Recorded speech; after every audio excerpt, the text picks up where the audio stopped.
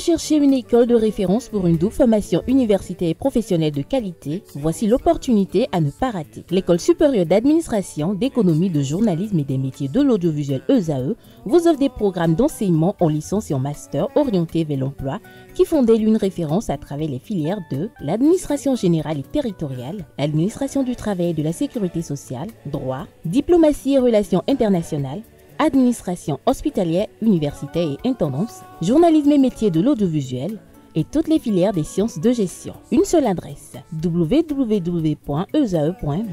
Rendez-vous dès maintenant sur nos campus ESAE Bedjromende au numéro 90 93 65 21 ou au numéro 98 98 14 00. Paracourt sur le numéro 52 46 12 12. Aboumé-Calavi au numéro 52 88 44 44. Akpakpa au numéro 52 88 33 33. ESAE, l'excellence à un nom. Mesdames et messieurs, bonjour et bienvenue dans ce bulletin matinal d'information. Le haut-commissaire à la prévention de la corruption, Jacques Mingan, a été reçu ce jeudi par le ministre de l'économie et des finances, Romuald Wadagne, à son cabinet en audience. L'objectif des échanges était de féliciter le ministre pour les récents résultats de Transparency International, mais également prendre des conseils auprès de l'autorité. Jacques Mingan nous en dit plus dans cet élément. Nous étions partis rendre une visite de courtoisie pour recevoir les conseils du ministre des Finances et aussi pour lui dire toute la reconnaissance du Haut Commissariat à travers ce qui a été proclamé encore un mois de cela en ce qui concerne les résultats de Transparency International. Le bond qui a été fait par le Bénin.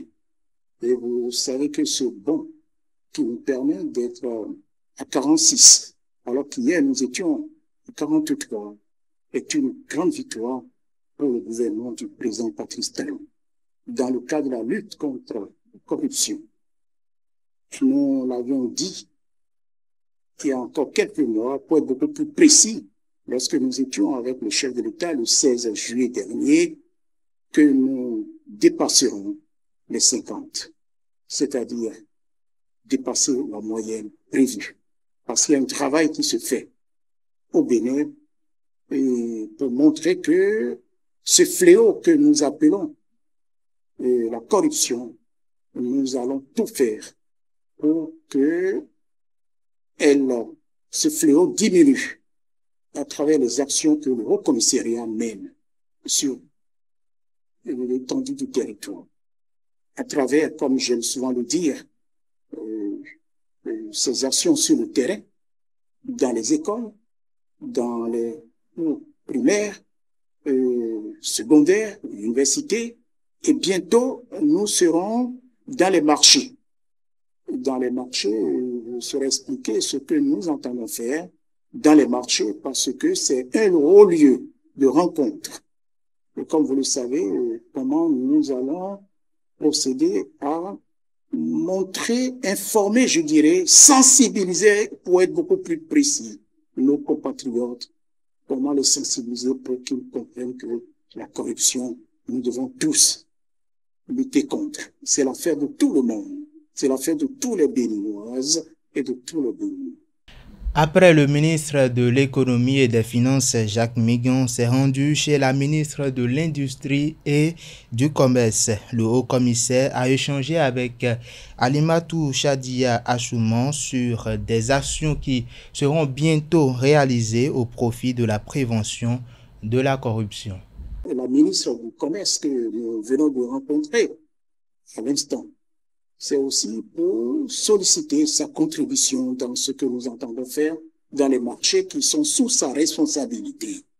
Et il n'est point de secret pour personne que c'est des lieux où passent et repassent les Béninois et les Béninoises. Mais dans un premier temps, nous allons le faire à Cotonou, dans 3 marchés de Cotonou. Les marchés qui sont choisis à dessein pour montrer ce que sera fait sur toute l'étendue du territoire, sur tous les marchés qui existent aujourd'hui, des marchés modernes construits par ce pays, c'est des lieux de sensibilisation. C'est des lieux où nous devons mettre les éléments qu'il faut pour permettre à nos compatriotes de comprendre que la corruption, ce n'est pas seulement réservé aux fonctionnaires, c'est pas seulement réservé, comme on le dit, au privé, c'est une affaire qui touche tout le monde. Et en ce qui nous concerne au commissariat, nous sommes en train de nous battre pour réussir le pari, c'est-à-dire cette mission qui nous a été confiée par la nation. À 15 mois de la fin du mandat du président Patrice Talon, du second mandat bien sûr, tous les regards sont tournés vers 2026 et surtout aux candidats qui pourraient être choisis par le président sortant. On se demande alors si Patrice Talon a déjà choisi son dauphin et lors d'une sortie médiatique, le porte-parole du gouvernement, Wilfried Léon Ngoumbedji, a tenté de répondre à cette interrogation. Suivons ensemble. En principe, moi je vous dispense du bémol que vous posez. Il n'y a pas de en principe au Bénin. C'est 2 mandats, pas plus. La Constitution qui a été révisée en 2019, à un moment où l'Assemblée nationale était composée de députés entièrement acquis à la cause du président Talon. 100% de députés. C'est ce que vous avez appelé l'Assemblée monocolore. Après le boycott des législatives de 2019 par l'opposition, 2 partis qui soutiennent le pouvoir se sont retrouvés à l'Assemblée. Ce sont ces partis entièrement acquis à l'action du président Talon, qui ont conduit une révision sous la houlette du président Talon lui-même et dans laquelle, au lieu de lever le verrou de la limitation des mandats, on l'a plutôt corsé en disant qu'au Bénin, nul ne peut, de sa vie, effectuer plus de 2 mandats de président de la République. Mieux, on a ajouté que la révision qui est intervenue n'instaure ni une nouvelle République, ni une nouvelle Constitution, pour que le débat soit définitivement clos au Bénin. Donc, il n'y a pas de en principe. C'est le 2e et le dernier mandat. À supposer même qu'il y ait une nouvelle Constitution ou une nouvelle République. Le fait de dire que nul ne peut de sa vie faire plus de 2 mandats au Bénin solde le débat. Donc, pour nous, il n'y a pas de en principe. Le président Talon effectue en ce moment son second mandat, ça veut dire le dernier, et dans 15 mois, vous aurez le bonheur de constater que le Bénin aura vécu une nouvelle alternance pacifique où un président élu passe ses 2 mandats et transfère le pouvoir à son successeur dans la paix et avec les vœux de réussite qui conviennent. Moi, je n'ai pas noté que le TOFA invite le président Talon à faire un mandat au-delà de celui-ci. Et le TOFA, ça n'est pas la Constitution. J'entends cependant des concitoyens, quelle que soit leur obédience, parce qu'on entend davantage dans les médias, sur les réseaux, certains qui sont de la majorité présidentielle, mais on entend les populations à la base demander est-ce qu'il n'est pas possible que le président fasse un nouveau mandat, et je parle des populations qui sont satisfaites du bilan parce que, à l'arrivée, leurs attentes sont plus comblées qu'elles ne l'espéraient. Beaucoup n'espéraient pas que le Bénin ferait autant de progrès sous le président Talon. Mais malgré ces appels-là, la Constitution béninoise, elle sera respectée. Le président Talon passera la main à son successeur pour le bien du pays et nous resterons un exemple de démocratie et de développement sur le continent. Ben, c'est le mot. Il en rit. À la limite, ça ne lui fait ni chaud ni froid. Après, c'est un peu flatteur que des gens disent « Oh, le bilan est tel que… » Franchement, on ne l'avait pas espéré. Mais s'il y avait possibilité de continuer, on serait tellement heureux de le voir pousser encore plus loin les limites du développement, ce qui a commencé sous lui. Mais le président, il a dit, moi, quand je venais, peut-être que, même moi, peut-être que je n'avais pas idée que nous ferions un chemin aussi remarquable. Donc, pourquoi vous ne pensez pas que celui qui viendrait après moi peut faire encore mieux que ce qu'avec moi et vous, on a commencé à faire? Donc, moi, j'ai foi que celui qui vient après moi fera en sorte que le progrès du Bénin s'intensifie et que nous soyons tous satisfaits afin que, président après président, au fil du temps, le Bénin s'élève, s'élève, s'élève et que tous nous soyons fiers de ce beau pays. Au cours de la même sortie médiatique, le porte-parole du gouvernement Wilfried Léon Ngoumbedji s'est prononcé également sur l'empêchement du parti Les Démocrates récemment, j'allais plutôt dire, un rassemblement des activités politiques de la formation. Suivons ensemble. Quand vous avez une activité à faire ici, un rassemblement, vous faites une déclaration.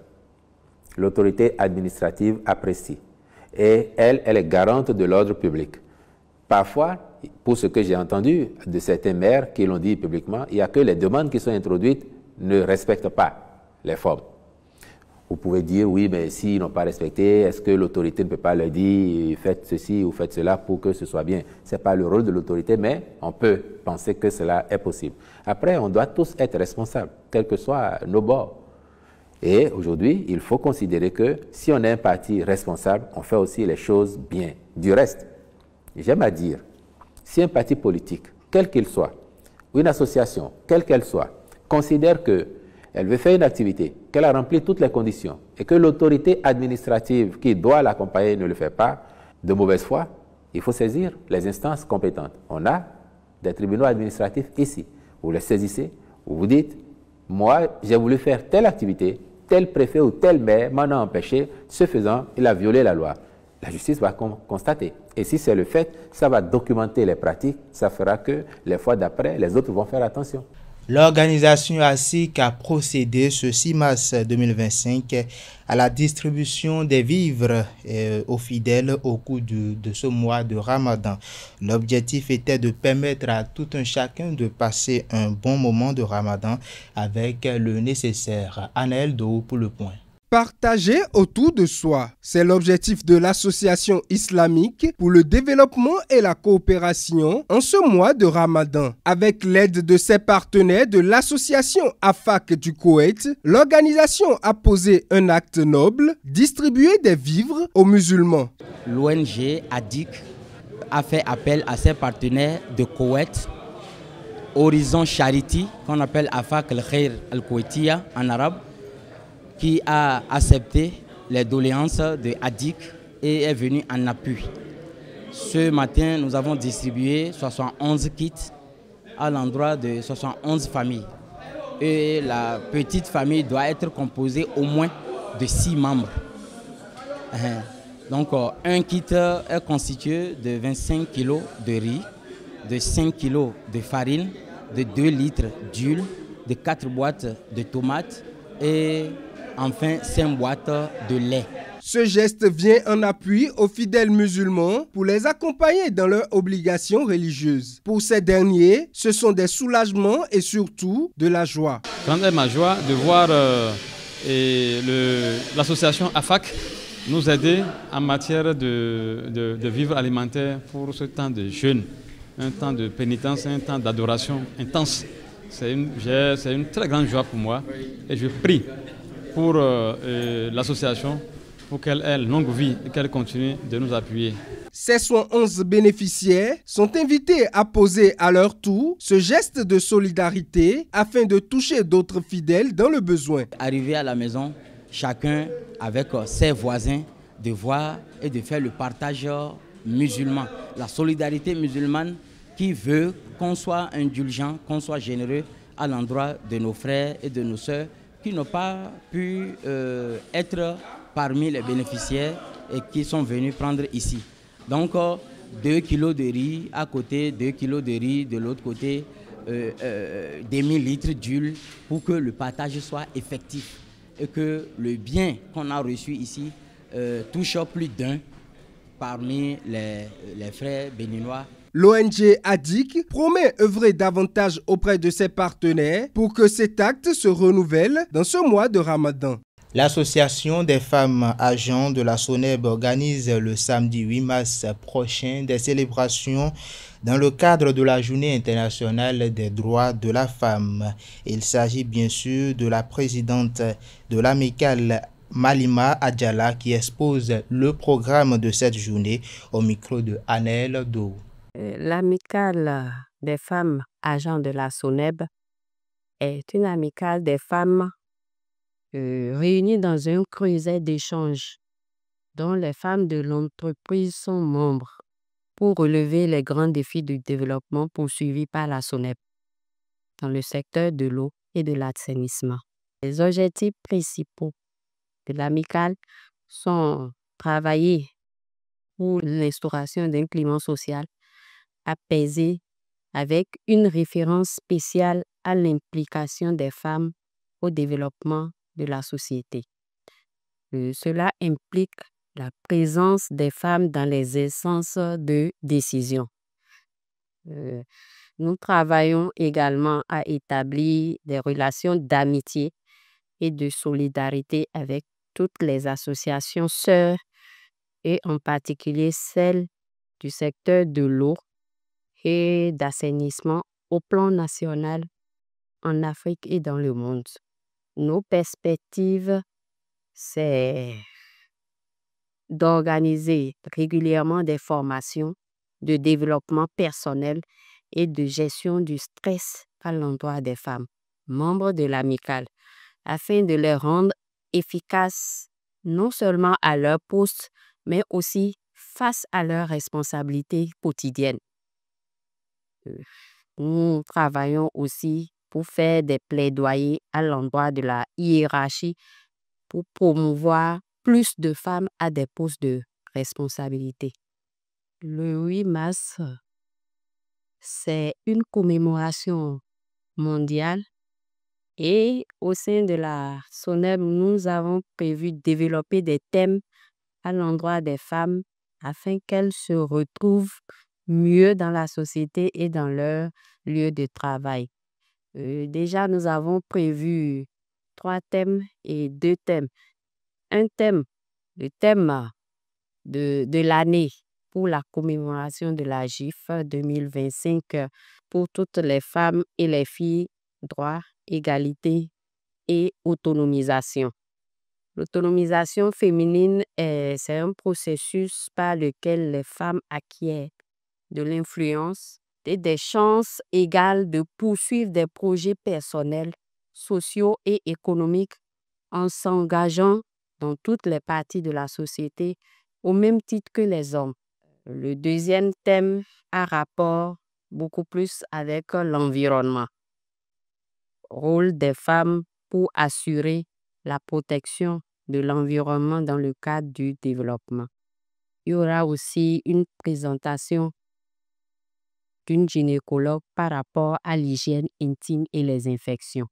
Les trottoirs, les terre-pleins centraux et autres espaces de la ville de Cotonou sont à nouveau anarchiquement occupés malgré les nombreuses actions de sensibilisation de la mairie de Cotonou. Cette mauvaise pratique, selon le maire de la ville de Cotonou, occasionne des désagréments pour la circulation des personnes et des biens et porte également atteinte à la pérennisation des ouvrages d'assainissement construits à grands frais dans le cadre de la mise en œuvre du programme d'action du gouvernement PAG.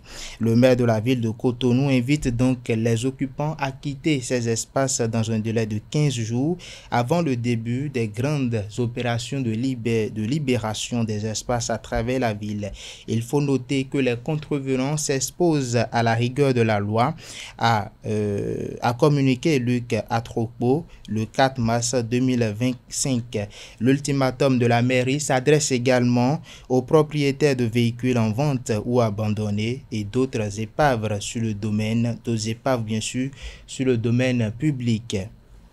On prend la direction du Congo, où la RDC Congo, où le contrat du siècle négocié entre la RDC et un consortium d'entreprises chinoises n'est toujours pas à l'avantage de l'État congolais. Conclu en 2008 sous Joseph Kabila, il a été renégocié l'an dernier. Le gain devait être de près de 4 milliards de dollars supplémentaires, mais la société civile estime que cette renégociation bénéficie davantage à la partie chinoise qu'à l'État congolais, qui aurait enregistré 132 millions de dollars USD et de manque à gagner, bien sûr. La coalition de la société civile Le Congo n'est pas à vendre, qui regroupe des ONG anti-corruption, appelle donc à reprendre les négociations pour un rééquilibrage des gains. Et voilà, c'est tout pour le bulletin matinal d'information de ce matin. Merci à vous, Komlan Kanté Amoussou, pour votre présentation du bulletin matinal d'information. On retrouve à 19h pour la grande édition du journal télévisé sur ESAE TV. Nansérine Fatoumbi, si tout va bien, bien évidemment. Place à présent à la définition du jour avec Francis Ola Fahami.